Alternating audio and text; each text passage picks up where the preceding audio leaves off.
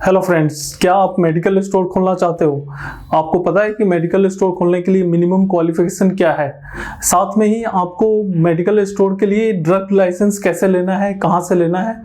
तो अगर नहीं पता है तो ये वीडियो लास्ट तक जरूर देखिएगा। इस वीडियो में मैं ये सारा कुछ कवर करने जा रहा हूँ, तो चलिए शुरू करते हैं इस वीडियो को। हेलो फ्रेंड्स, स्वागत है आप सभी का आपके YouTube channel online tech world में। और मैं रवि रंजन आज आपके साथ डिस्कस करने वाला हूँ कि आप कैसे एक मेडिकल स्टोर अपना खुद का ओपन कर सकते हैं।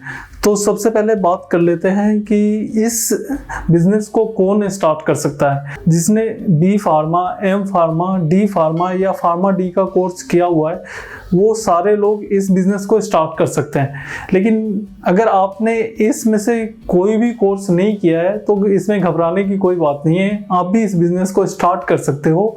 लेकिन उसके लिए आपको इसमें से कोई भी कोर्स किया हुआ एक फार्मासिस्ट को अपॉइंट करना पड़ेगा अपने स्टोर पे। उसी के बी फार्मा के लाइसेंस पे ही आप ड्रग लाइसेंस के लिए अप्लाई कर सकते हो। हाँ जी, सबसे पहले तो बात यह है कि आप जिस भी फार्मासिस्ट को अपॉइंट करोगे अपने स्टोर पे, उसे जब तक आपका स्टोर ओपन है तब तक उस फार्मासिस्ट को उस स्टोर पे रहना है। बिकॉज कई बार क्या होता है कि काफ़ी सारे लोग जो है किसी भी फार्मासिस्ट को असाइन तो कर देते हैं, उसके डिग्री पे या डिप्लोमा पे जो है उन्होंने ड्रग लाइसेंस भी वो ले लेते हैं। लेकिन जब इंस्पेक्शन होता है तो वो आपके स्टोर पे अगर नहीं अवेलेबल है तो आपके ऊपर फाइन भी लग सकता है, चालान भी कट सकता है। तो ये हमेशा ध्यान रखिए कि जिस भी फार्मासिस्ट को आप ले रहे हो या अपॉइंट कर रहे हो अपने स्टोर पे या जॉब पे रख रहे हो, वो जब तक स्टोर ओपन हो तब तक वो उस स्टोर पे अवेलेबल हो। इसके साथ एक मेरा सजेशन है कि कोई भी फेक डिग्री परचेज करके इस बिजनेस को स्टार्ट ना करें। बिकॉज मार्केट में काफ़ी सारे लोग फेक डिग्री सेल करके इस बिजनेस को स्टार्ट करने के भी सजेशन आपको दे देंगे। लेकिन ऐसा कोई काम ना करें जिससे कि फ्यूचर में आपको किसी मुसीबत का सामना करना पड़ सके। इसके बाद आता है कि आप अपने बिजनेस को कैसे रजिस्ट्रेशन कर सकते हैं। तो रजिस्ट्रेशन करने के काफ़ी सारे तरीके हैं, लेकिन बहुत सिंपल तरीके से मैं आपको बताता हूं कि आपको 4 चीज़ों का ध्यान रखना है। सबसे पहले आपको अपने शॉप का रजिस्ट्रेशन करना है। तो शॉप का रजिस्ट्रेशन कैसे होता है? मान लीजिए कि आपका खुद का अगर शॉप है तो आपके शॉप के ओरिजिनल डॉक्यूमेंट आपको अपने पास रखने हैं।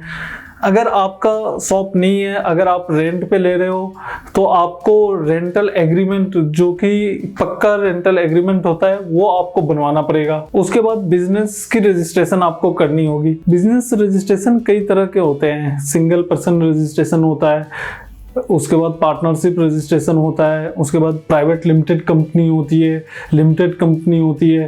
तो बेसिकली अगर एक मेडिकल स्टोर आपको स्टार्ट करना है तो सबसे बेस्ट होता है कि आप या तो सिंगल ओनर है तो सिंगल ओनर पे आप अपने बिजनेस को रजिस्टर कराइए। अगर आप सिंगल ओनर नहीं है, आपके साथ 2, 3, 4 लोग मिल के इन्वेस्टमेंट कर रहे हैं या 2, 3, 4 लोग मिल के ये काम करना चाहते हैं, तो आपको पार्टनरशिप में बिजनेस को अपना रजिस्टर करवाना पड़ेगा। उसके बाद आता है 3rd नंबर पे जीएसटी।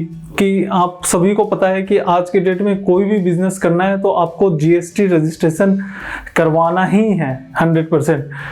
उसके बाद चौथा आता है ड्रग लाइसेंस। सबसे ज़्यादा लोग यहीं पर आके रुक जाते हैं या फिर सोचते हैं कि ड्रग लाइसेंस कैसे रजिस्टर होगा, ड्रग लाइसेंस कैसे मिलेगा। तो उसकी सारी डिटेल में मैं आपको समझाने वाला हूँ इसमें कि ड्रग लाइसेंस आपको कैसे मिलेगा। ड्रग लाइसेंस लेने से पहले कुछ पॉइंट्स को आपको ध्यान में रखना होता है कि वो क्राइटेरिया आपको फुलफिल करना ही पड़ेगा। लेकिन उससे पहले हम बात कर लेते हैं कि ड्रग लाइसेंस कितने प्रकार के होते हैं। बेसिकली हम रिटेल के लिए बात कर रहे हैं तो जनरली ड्रग लाइसेंस 2 प्रकार के होते हैं। एक होता है आरडीएल, एक होता है डब्ल्यूडीएल। आरडीएल जो है रिटेल ड्रग्स लाइसेंस होता है और डब्ल्यूडीएल जो है वो होलसेल ड्रग लाइसेंस होता है। तो जनरली हम जो अभी बात कर रहे हैं वो बात कर रहे हैं रिटेल स्टोर के लिए, तो हम आरडीएल के लिए अप्लाई करेंगे। आरडीएल इसको अप्लाई करने के लिए बेसिकली जो आपका शॉप का एरिया होगा वो एरिया जो है 10 स्क्वायर मीटर होना चाहिए, यानी कि जो आपका स्टोर है वो 10 स्क्वायर मीटर का होना चाहिए। दूसरी सबसे बड़ी बात जो कि कोई नहीं बताता, आपका जो क्लियर हाइट होगा यानी कि फ्लोर से लेके सीलिंग के बॉटम तक जो हाइट आ रही है वो आपको 9.5 फीट क्लियर हाइट होनी चाहिए। इसके अलावा आपके पास जो है एक एसी होना चाहिए, आपके पास एसी के अलावा जो है एक फ्रिज होना चाहिए। काफ़ी सारे ऐसे मेडिसिन होते हैं जिसको रखने के लिए कूलिंग बहुत ज़रूरी होती है, तो उसके लिए आपको एक रेफ्रिजरेटर होना बहुत ज़रूरी है। साथ ही साथ आपको अपने ही स्टोर में ऐसा लेआउट बनाना है कि जिसमें एक ऐसा एरिया मार्क करके रखना है कि जहां पर जो भी आपके एक्सपायर मेडिसिन होंगे, जो भी मेडिसिन एक्सपायर हो गया वो आपके स्टोर पे उस एरिया में होंगे। कि आप एक एरिया मार्क कर लीजिए जहां पर सारे एक्सपायर मेडिसिन आप रखते हैं, जो कि आपके डिस्ट्रीब्यूटर या होलसेलर या फिर सप्लायर जो है वो टाइम टू टाइम आके चेंज कर सके, और जब भी इंस्पेक्शन हो तो आप दिखा सके जो भी मेडिसिन एक्सपायर हो रहा है वो हम अलग स्टोरेज करके रखते हैं कि जिससे किसी कस्टमर को एक्सपायर मेडिसिन ना जा सके। रिटेल मेडिकल स्टोर यानी कि रिटेल ड्रग्स लाइसेंस के लिए आपको एप्लीकेशन भरना पड़ता है, जो कि 19A हो सकता है, 19B हो सकता है, और साथ में ही आपको लाइसेंस फॉर्म भी भरना पड़ेगा जिसमें 20, 20F, 20D और 21 फॉर्म को फिल करना पड़ेगा। और ज़्यादा डिटेल के लिए डिस्क्रिप्शन में आपको जो है लिंक मिल जाएगा, उस लिंक पे जाके भी आप सारे के सारे आर्टिकल को पढ़ सकते हैं। वहाँ पर भी डिटेल में सारी ये चीज़ें बताई गई है, आपको ड्रग लाइसेंस के लिए किन किन फॉर्म को फिल करना होगा और अप्लाई करना होगा। और सबसे बड़ी बात ये है कि आप अपने लोकल जो गवर्नमेंट हॉस्पिटल है उसमें भी जाके, जो वहाँ पर मेडिकल इंस्पेक्टर है उससे भी जाके आप डिटेल ले सकते हैं कि ये सारे फॉर्म उनके पास भी अवेलेबल होते हैं। आप वहाँ से भी वो सारे फॉर्म लेके फिल करके आप जमा कर सकते हैं। साथ में ही इसमें एक चीज़ और मैं आपको बताना चाहूँगा कि अगर आपको समझ में नहीं आता है कि ये सारी चीज़ें कैसे काम करेगी, कहाँ पर फॉर्म जमा करना है, तो सबसे अच्छा है जो आपके एरिया में मेडिकल एसोसिएशन है, मेडिसिन एसोसिएशन वाले हैं, तो उनसे आप कांटेक्ट करें। वो भी आपको सारी डिटेल में स्टेप बाय स्टेप बता देंगे कि आपको एक मेडिकल स्टोर खोलने के लिए क्या क्या फॉर्म चाहिए और क्या क्या डॉक्यूमेंट्स आपको लगेंगे। मैं यहाँ पर आपको डॉक्यूमेंट भी सारे बता देता हूँ कि आपको क्या क्या डॉक्यूमेंट चाहिए। सबसे पहले तो आपको एक एप्लीकेशन फॉर्म देना होगा, उसके साथ सेकेंड नंबर पे कवर लेटर एक देना पड़ेगा। आपको अपने स्टोर का एक लेआउट बनाना पड़ेगा, साथ में की प्लान भी उनको देना पड़ेगा। तीसरा आ जाता है एक डिक्लेरेशन फॉर्म देना पड़ेगा, साथ में एक आपको एसी लगानी पड़ेगी जो कि पूरे स्टोर को ठंडा रखे, और साथ में आपको एक फ्रीज लगाना पड़ेगा। उसके बाद आपको एक 3000 का चालान जो है वो बैंक में जाके एक चालान की कॉपी भी देनी पड़ेगी। उसके बाद आता है इनकॉर्पोरेशन सर्टिफिकेट आपको एक देना पड़ेगा। AOA और MOA का ओरिजिनल डॉक्यूमेंट आपको जमा करना पड़ेगा। रजिस्टर्ड फार्मासिस्ट की डॉक्यूमेंट आपको देनी पड़ेगी। प्रॉपर्टी टैक्स रिसिप्ट आपको देना पड़ेगा। 2 रुपए का स्टाम्प 4 कॉपी आपको वो भी लगानी पड़ेगी। दोस्तों इसके बाद इन्वेस्टमेंट की बात कर लेते हैं कि कितना इन्वेस्टमेंट होगा अगर ये सारे डॉक्यूमेंट्स आपने कवर कर लिए, इकट्ठा कर लिया या फिर आपने बनवा लिया, उसके बाद आप ड्रग लाइसेंस के लिए अप्लाई कर देते हैं। उसके बाद ओवरऑल ये मेडिकल स्टोर ओपन करने में आपको कितना इन्वेस्टमेंट करना पड़ेगा।